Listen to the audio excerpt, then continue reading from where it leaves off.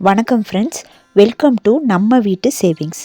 இந்த வீடியோவில் எமர்ஜென்சி ஃபண்டுனா என்ன, ஏன் அது அவசியம், எவ்வளோ அமௌண்ட் சேவ் பண்ணணும், எப்படி ஸ்மால் அமௌண்ட்டில் ஸ்டார்ட் பண்ணலாம், எல்லாத்தையும் சிம்பிளாக பார்க்கலாம் வாங்க. எமர்ஜென்சி ஃபண்டுனா என்ன? எமர்ஜென்சி ஃபண்டுனா சடனாக வர செலவுகளுக்கு முன்னாடியே வச்சிருக்க செப்பரேட் சேவிங்ஸ்.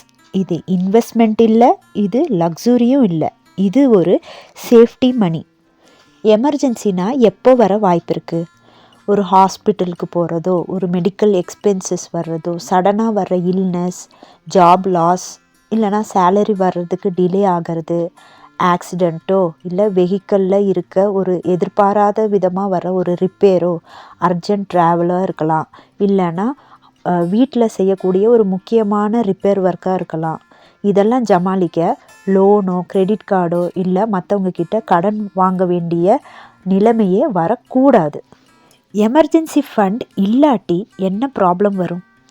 லோன் எடுக்கணும், தேவையில்லாமல் அதுக்கு ஒரு இன்ட்ரெஸ்ட் கட்டணும், ஸ்ட்ரெஸ் அதிகமாகும், நம்ம வச்சுருக்க சேவிங்ஸோ இன்வெஸ்ட்மெண்ட்டோ பிரேக் ஆக சான்சஸ் இருக்குது. One emergency equal to months of financial damage. ஒரு அவசர செலவு பல மாதங்களோட நிதி பாதிப்பை ஏற்படுத்தும். எவ்வளோ எமர்ஜென்சி ஃபண்ட் வேணும்? சிம்பிள் ரூல், 3லிருந்து 6 மாதத்தோட எக்ஸ்பென்சஸ். நம்மளோட மந்த்லி எக்ஸ்பென்சஸ் ஒரு 10,000 ரூபாய் இருக்குதுன்னு வச்சுக்கலாம். ஒரு எக்ஸாம்பிளுக்கு மினிமம் எமர்ஜென்சி ஃபண்ட் ஒரு 30,000 ரூபாய் இருக்கணும். ஐடியல் எமர்ஜென்சி ஃபண்ட் 60,000 ரூபாய் இருக்கணும். ஒரு முக்கியமான கொஸ்டின், எப்படி ஸ்டார்ட் பண்ணலாம்? Start small. பர்ஃபெக்ட் அமௌண்ட் வேணும்னு வெயிட் பண்ணாதீங்க. பெரிய அமௌண்ட் இல்லை, லேட்டராக ஸ்டார்ட் பண்ணிக்கலாம். இது ரொம்ப பெரிய தப்பு. ஸ்மால் அமௌண்ட்லேயே ஸ்டார்ட் பண்ணிக்கலாம், இதுதான் கரெக்ட்.